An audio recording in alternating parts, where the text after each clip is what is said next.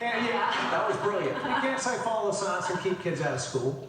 And you can't say follow the science and wear a mask after you're vaccinated, or you certainly can't put COVID patients back into nursing homes if you follow the science. Thank you. None of you did that. Thank you for having your sense.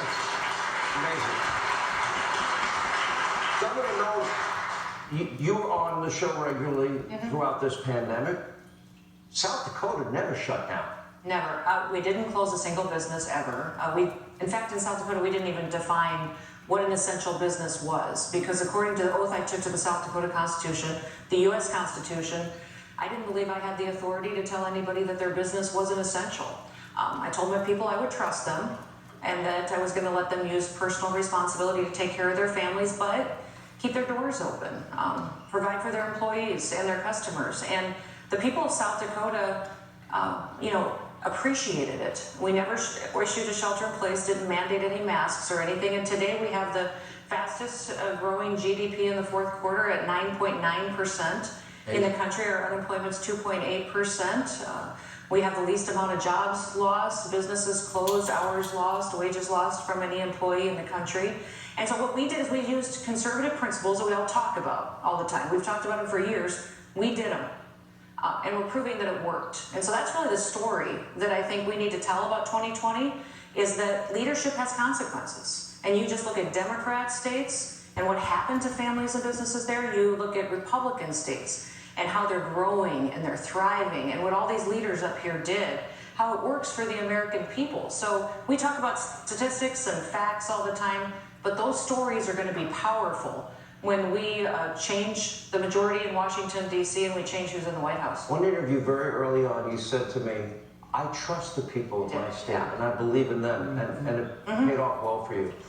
You know, Governor DeSantis is so funny, because you had a little row or two with your buddy Andrew Cuomo in New York, and, I'm looking at these other states that kids still aren't in school. Florida schools have been open since August.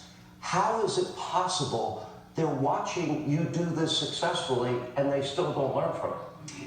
Well, I think it's been probably the biggest mistake, tragedy, is locking these kids out of school. They're not following science. This is politics and ideology, and quite frankly, it's a disgrace. I was in Baker County, Florida. They celebrated the 180th day of being open, the full school year. They did the full school year, finished it today from the very beginning, and every single parent from the beginning had the right to send their kids to school in person. I think there's obviously a lot of other policies that really mattered. Obviously, we prevented COVID patients from being sent to nursing homes. We created COVID-only nursing facilities to protect the most vulnerable. I think that mattered, but I can tell you, locking kids out of school for over a year, that's gonna have ramifications for our country and those states. It's not gonna be days, weeks, months, it's gonna be years, and some of these kids are not going to have a future as a result of those bad policies. You may not remember, but the very first interview we did, once we began to understand how severe this was, you told me, and I never forgot it, that you mobilized every single state agency in Florida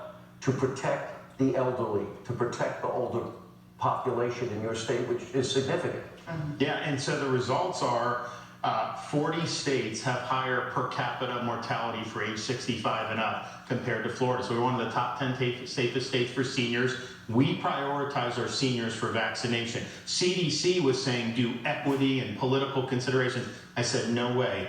If you're 65 and up, we're getting you the vaccine. And I think we've done like 4 million seniors who've been vaccinated. And places like Publix, free of charge, because they wanted to take care of their community. And you know what, Sean? And CVS and all these other... That would not have happened had President Trump not put the pedal to the metal, got those bureaucrats in line, and said, we got to come up with this vaccine. If Biden had been president, this would have taken 3 or 4 years to be able to develop these vaccines. So you think about, we started vaccinating seniors in December.